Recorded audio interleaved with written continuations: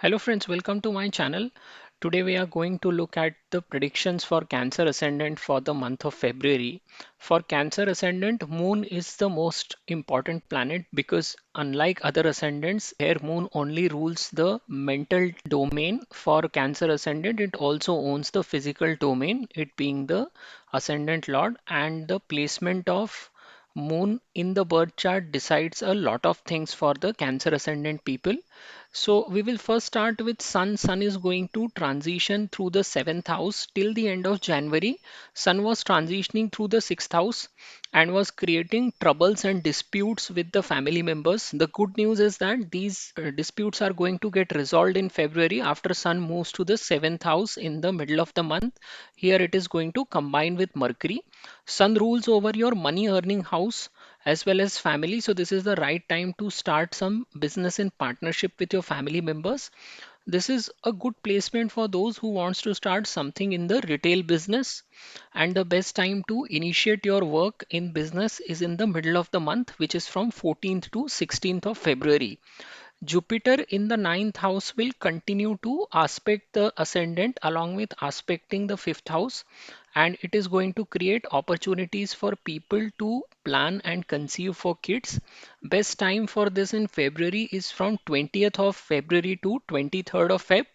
Jupiter is the sixth house lord, and this house lord placed in the ninth house would mean people who are in service sector or in job, luck is going to support them and they are going to experience very good time in the month of February. Best time for those who are involved in the service sector is from 18th to 25th of Feb, and since Jupiter is also going to aspect your ascendant, this will also be a good time to get married, and the best time to get hitched is from 18th to 20th of February. For your ascendant, Mars is a highly benefic planet because it rules fifth house, which is a trine, and 10th house, which is a quadrant. And this Mars is going to transition in the sign of Taurus. So 10th house lord transitioning in 11th directly indicates gain from your profession. Mars is going to station here till 12th of March, and it is going to aspect its own house, which is the fifth house of education, speculation, and any kind of a artistic work. Students will continue to have a good time in February, and the best time for them will be from 14th of February to 23rd of Feb. This is also a good month for those related to speculation because both Mars and Jupiter are aspecting the fifth house of speculation. Cancer ascendant people should invest in companies that make personal care product, public sector companies, automotive manufacturing companies, high-end fashion companies, and they also get benefited when they park their money in the fixed deposits because the sign falling in the second house is that of Leo, which also indicates government business. Venus is going to transition through the 8th house till 14th of February, which would mean that you need to drive your vehicle very carefully till the middle of Feb. Venus is the lord of 4th house for you, and it is also the natural significator of vehicles. So this house lord passing through the 8th house, which is also the house for accident, it means that you need to control your speed while driving at least till the 14th of February. Now there are also certain dates when you need to be very cautious, and these are the dates when moon passes through your 6th, 8th and 12th house. Due to moon not getting the proper magnetic force from other planets, one is not in a situation to take good decisions, and the days where you need to avoid taking any key decisions are 2nd and 3rd of February, 16th and 17th of February, and 20th and 21st of February. So that is the summary for you for this month. I hope you have liked this video. Please do subscribe to my channel and thank you very much for watching. नमस्ते दोस्तों, मैं प्रसाद जोशी अपने channel में आपका स्वागत करता हूं। आज हम जानने का प्रयत्न करेंगे कि कर्क लग्न वालों के लिए फरवरी 2023 का महीना कैसे निकलेगा। सबसे पहले हम लोग सूर्य की बात करते हैं। सूर्य जनवरी के महीने में छठवें भाव से भ्रमण कर रहे थे और छठवां भाव विवादों का और झगड़ों का स्थान होता है। तो यहाँ पर जो भी आपके परिवार के साथ मनमुटाव चल रहा था आपका जनवरी के महीने तक, वो फरवरी के महीने में जब सूर्य सप्तम भाव में मूव कर जाएंगे 14-15 फरवरी के बाद से, तब से फिर ये रिजॉल्व होना शुरू हो जाएगा। जो भी आपके डिस्प्यूट्स थे उन पे विराम लगने का कार्य शुरू हो जाएगा। यहाँ पर चूंकि द्वितीय सप्तम भाव में जा रहा है, तो ये अच्छा समय है कि आप कोई भी पार्टनरशिप में बिजनेस कर सकते हैं और आप अपने किसी फैमिली मेंबर को भी उस बिजनेस में इन्वॉल्व कर सकते हैं। क्योंकि यहाँ पर ये बुध के साथ युति करेगा, इसलिए आप कोई भी इस तरह का व्यापार जिसमें कि आप कस्टमर्स के साथ डायरेक्टली डील करते हैं, जहाँ पर भी रिटेल बिजनेस की बात आती है, वो उस तरह का बिजनेस आप कर सकते हैं इस महीने में। और अगर आप इस दिशा में काम करते हैं तो सबसे अच्छा समय फरवरी महीने के बिल्कुल मध्य में है, यानी कि 14 से 16 फरवरी तक, जहां पर आप अपना बिजनेस शुरू करने का प्रयत्न कर सकते हैं। गुरु नवे भाव में बैठे रहेंगे और ये पंचम दृष्टि से लग्न स्थान को और नवम दृष्टि से पंचम भाव को देखते रहेंगे। तो ये गुरु यहाँ पे बैठ के आपको एक मौका दे रहे हैं अपने लिए संतति प्लान करने का। और जो सबसे अच्छा दिन है फरवरी में, वो 20 से 23 फरवरी तक का समय है इसके लिए। गुरु छठवें भाव के भी स्वामी हैं। छठवें भाव से आप जॉब्स और सर्विस देखते हैं, और इसका भाग्य स्थान से भ्रमण करना, यानी कि आप जितने भी जॉब्स में लोग हैं उनके लिए ये समय भी अच्छा रहेगा।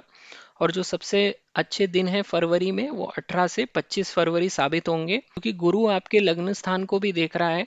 तो इसकी वजह से ये आपको शादी करने का भी एक मौका दे रहा है। और जो सबसे अच्छे दिन हैं फरवरी में शादी करने के हैं, वो 18, 19 और 20 फरवरी। आपके लग्न के लिए मंगल योग कारक ग्रह होता है, क्योंकि वो एक त्रिकोण का स्वामी पंचम भाव का और एक केंद्र स्थान का स्वामी होता है दशम भाव का। तो यहाँ पर कर्मेश का 11वें भाव से भ्रमण वैसे भी आपको प्रोफेशन से लाभ होता हुआ दिखाता है फरवरी के महीने में।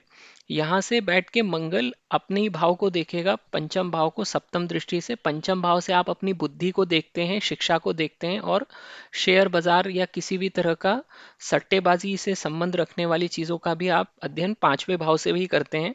अगर आप छात्र हैं तो ये आपके लिए बहुत अच्छा समय है फरवरी का, खास करके 14 से 23 फरवरी तक का समय आपके लिए पढ़ाई के मामले में बहुत अच्छा रहेगा। अगर आप किसी भी तरह के शेयर बाजार से संबंध रखते हैं तो भी ये महीना आपके लिए बहुत अच्छा है। और मैंने ये देखा है कि अगर कर्क लग्न के लोग सेक्टर्स में निवेश करें जिनकी राशियां आपके द्वितीय और 11वें भाव में पड़ती हैं, तो जनरली वो काफ़ी फायदे में रहते हैं। तो आपके लिए जिन सेक्टर्स में आपको इन्वेस्ट करना चाहिए वो है पर्सनल केयर प्रोडक्ट्स। जितने भी लोग जैसे साबुन और मेकअप और ये सब बनाने वाली कंपनियां हैं, प्राइमरीली जो एफएमसीजी में पर्सनल केयर प्रोडक्ट्स बनाती हैं वो कंपनियां। पब्लिक सेक्टर की कंपनीज हैं, क्योंकि पंचम राशि सूर्य से संबंधित है और सूर्य का संबंध सीधे गवर्नमेंट से बनता है। ऑटोमोटिव मैन्युफैक्चरर्स हो गए, हाई एंड फैशन के बिजनेस हो गए, कपड़ा संबंधी जितना भी व्यवसाय है वो। और अगर ये लोग फिक्स डिपॉजिट में भी पैसा रखते हैं तो भी इनको फायदा ही होता है, क्योंकि ये फिर से सरकार से संबंध हो जाता है इनके इन्वेस्टमेंट्स का। तो इन सारे सेक्टर्स में कर्क लग्न के लोग इन्वेस्ट कर सकते हैं जनरली, लेकिन उसके लिए आपको मार्केट की अंडरस्टैंडिंग भी होनी चाहिए। यहाँ पर फरवरी में इतना अच्छा योग इसीलिए बन रहा है क्योंकि ना सिर्फ मंगल अपने भाव को देख रहा है, लेकिन गुरु की भी नवी दृष्टि पड़ रही है, जिसकी वजह से आपको स्पेक्यूलेशन में बहुत अच्छे परिणाम मिलने की संभावना बड़ी तीव्र हो जाती है।